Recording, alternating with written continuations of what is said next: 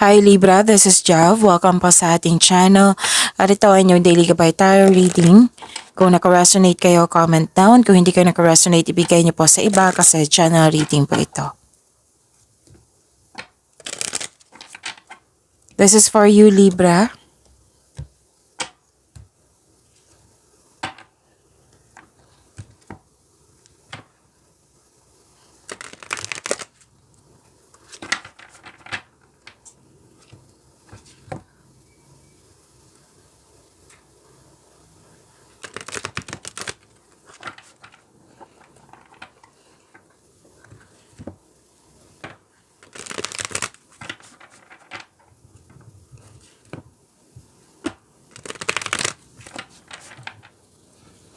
Para po ito sa inyo, Libra.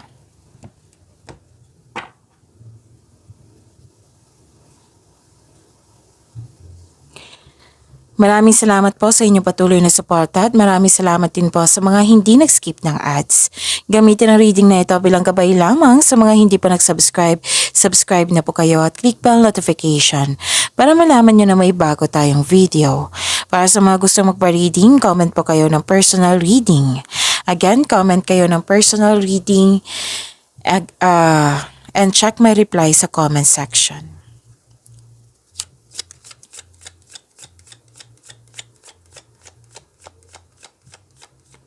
Spirits Guide, mga ganap pa para kay Libra. I need 3 cards po.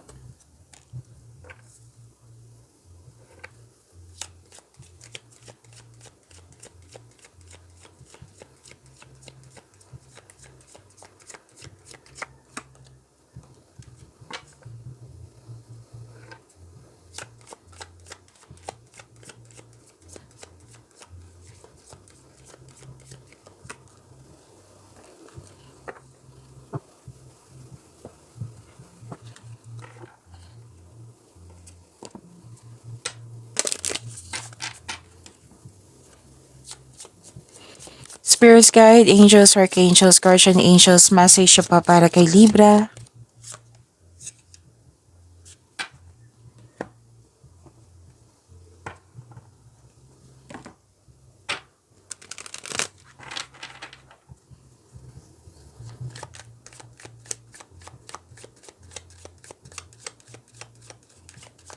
Spirits Guide, message po sa career and money ni Libra.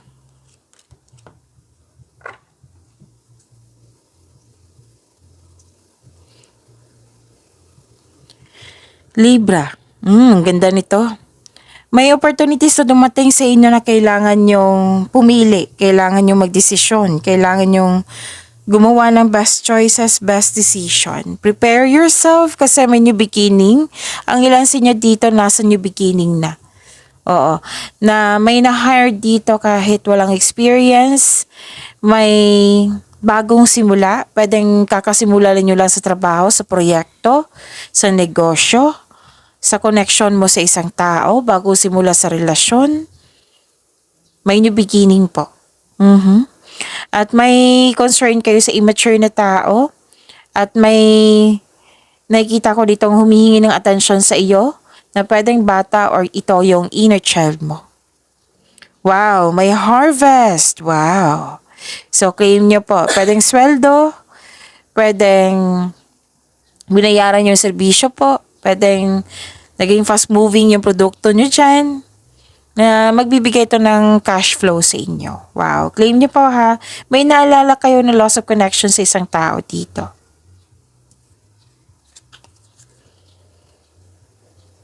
So this is 666, reflection. When you allow, okay.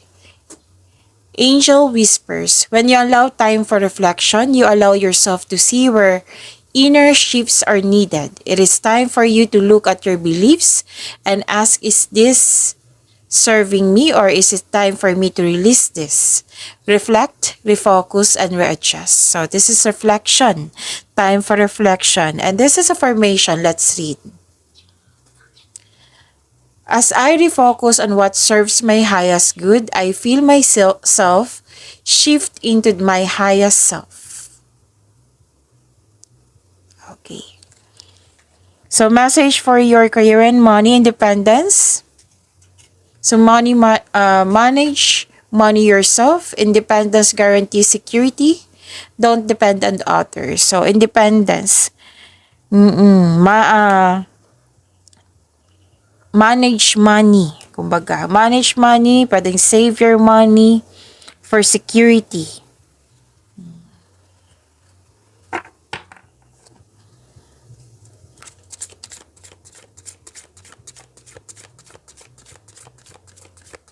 Spirits guide. Message pa para kay Libra. Energy ni Libra.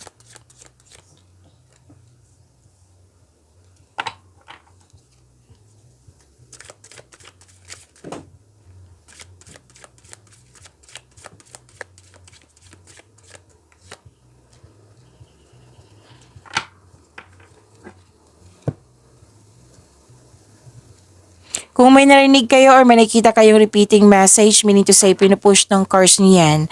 Like for example, nanood kayo ngayon ng May 15 and May 16 na video reading nyo. Tapos may napansin kayo na repeating message. Yan po yung pinupush ng cards nyo na kailangan nyo bigyan ng atensyon, solusyon at aksyon kung maaari po. So ano yung energy ni Libra?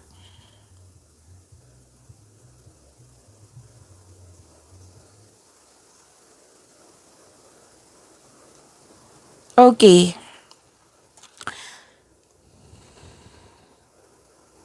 You have to move forward.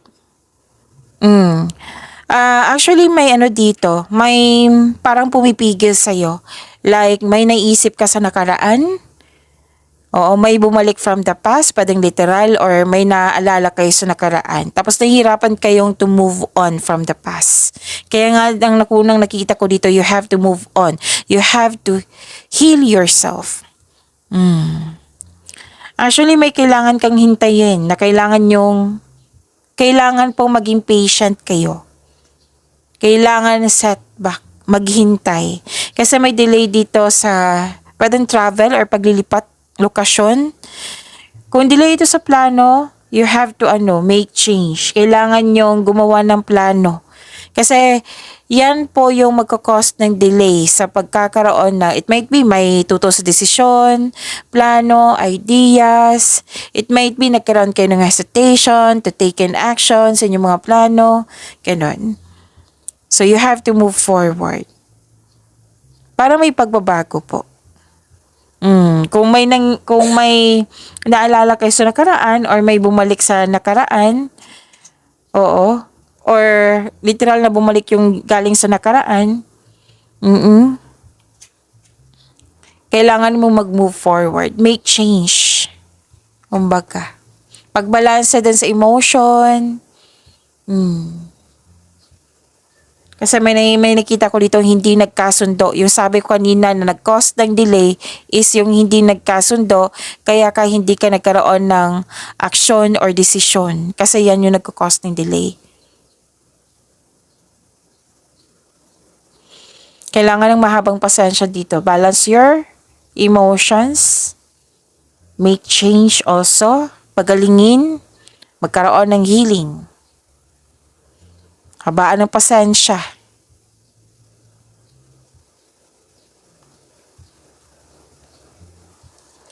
At, okay.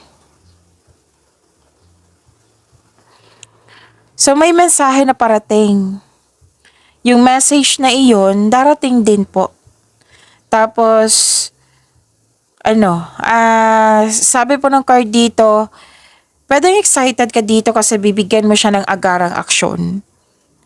May paalala ang card niyo po dito na huwag kayong magpadalos-dalos, alamin at isipin ang next step. So this is another card na nagsabi dito na magawa kayo ng konkretong plano. Matibay na plano po. Kasi ito yung makatulong din sa inyo. Kung magkakaroon ng konkretong plano, makatulong to na mapalakas ang iyong confidence. So may dito it might be naging aggressive ka or yung taong yun naging aggressive. Pwede din may hinihintay ka na kailangan maging mapagpasensya po. Excited ka dito eh. It might be this is makakatulong sa iyong career and money. Pwede.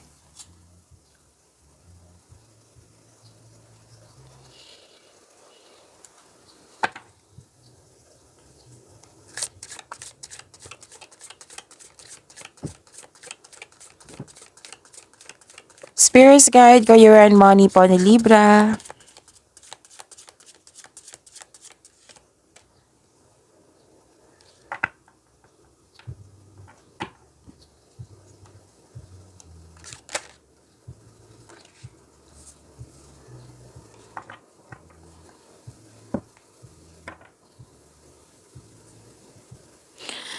Kaya pala nagtaka ako ng bakit puro to desisyon.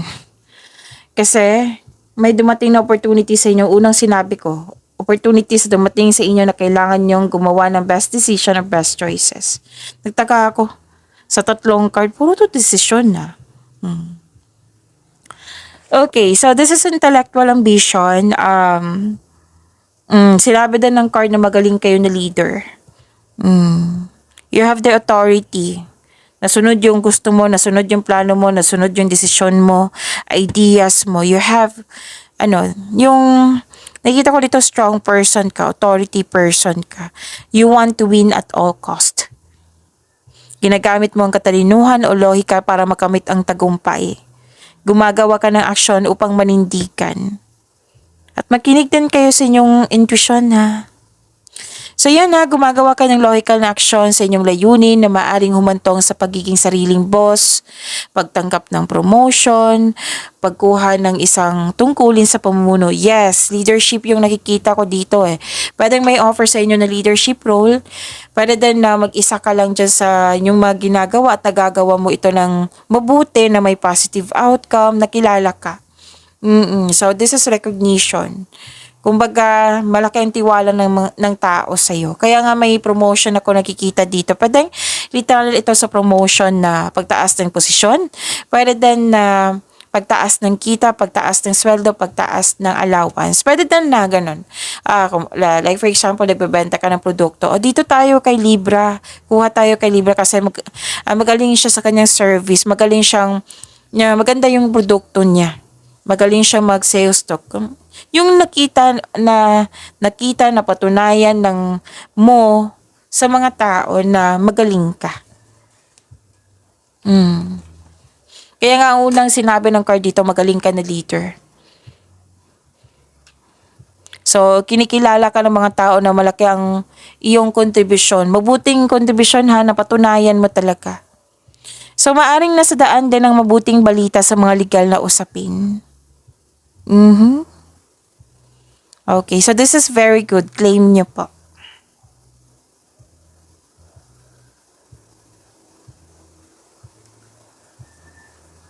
Actually, may nakita ko ditong di ba sabi ko kanina sa inyo na nasunod yung gusto mo kasi you have the authority. Kahit may tutol. Nakita ko kasi dito na may tutol eh. Oo, pero hindi ka nagpapigil. Oo. Alang decision mo. Decided ka na talaga. Nanindigan kayo sa inyong desisyon. Kahit may tutol. Like for example lang po ito ha. Gusto mo mag-board exam or gusto mo mag-masteral. Diba yan? Ladder of success. That is a traditional career path para may promotion or pag-level up sa inyong posisyon. Diba? May mga ganyan. Para qualification nga sa yung gustong posisyon, to prove yourself more na kaya mo talaga na may achievement. Another achievement to ha. Achieve ha. Oo. May tutol. It might be, hindi mo kaya yan. Wala tayong pera. Huwag ka na mag-go niyan. Example lang po iyan. So may mga tutol, may nabigay ng negativity, pero hindi ka nagpa-apekto. Which is very good. I'm happy for you, Libra. Hindi ka nagpapa-apekto. Hindi. Manindigan ako sa desisyon ko. Desisyon ko na to eh. Matagal ko nang pinag-isipan to. So this is, sa kabuang reading natin ngayon, hindi pa naman tapos. Oo. May dumating na opportunities which is, nag-grab mo talaga. Decision to eh. Decision mo, nanindigan ka. And I'm happy for you kasi nanindigan ka. Kasi gusto mo eh. Oo. Eh, sino ba naman hindi gusto niya ng pag-level up mo, di ba? So, go. Kasi kayo naman po yung haharap, hindi naman sila. And, yun. Hindi po daw hindi ka naman galit dito. Medyo disappointed ka lang. Kasi yun nga, may nangingialam, ganun. So, sabi ng card dito, try to have an open mind. Hindi na kailangan magalit. Kumbaga, trust yourself, believe in yourself, and yun. Kung pwede, itanong mo kung bakit ka tutol. Baka may experience ka para aware ako. Ganun, tanong mo. Diretso. Oo. Kaya nga may sinabi dito na don't depend on others. Kumbaga, may nangingialam sa iyo eh. Oo, lalo na sa career and money nyo sa inyong desisyon, may nangingialam. So, don't depend on others. Yan yung sinabi dito sa career and money nyo. Right? Nag-clarify siya dito. Kaya nga may time for reflection dito na sinabi ang mga anghel kasi gagawa ka ng desisyon, gagawa ka ng plano. Ang ganda.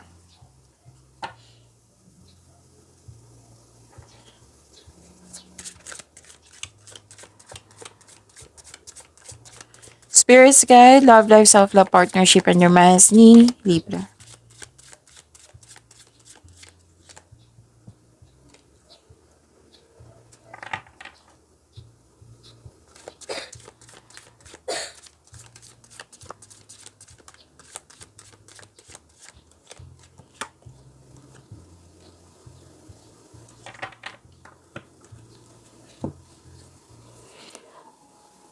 Okay, sa love life niyo po. Self-love, partnership, and romance.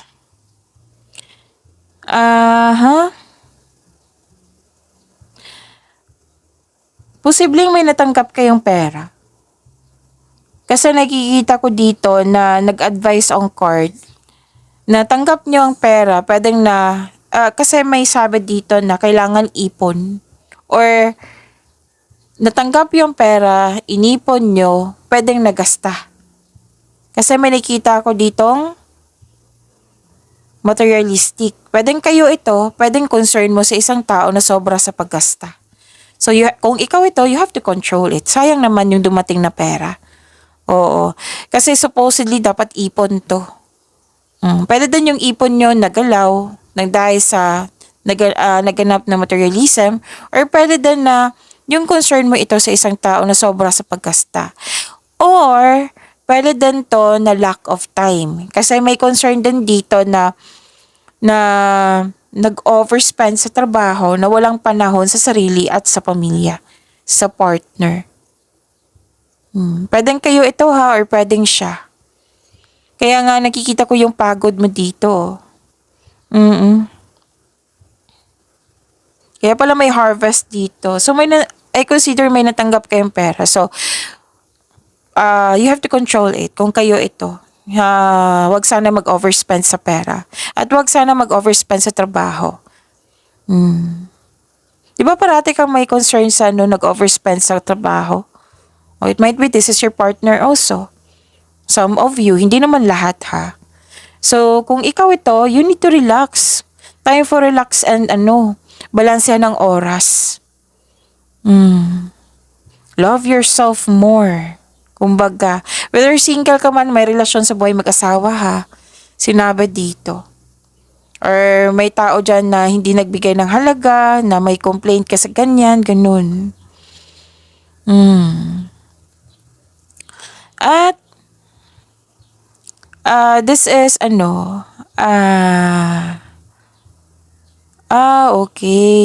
Ang ilan sa inyo dito, okay, please listen. General reading to ha. Kasi may nakita ko dito or to ha, marami akong mga case, mga situation nakikita dito. Pwedeng concern to sa iyo ha, concern to sa isang tao, pwedeng sa partner mo.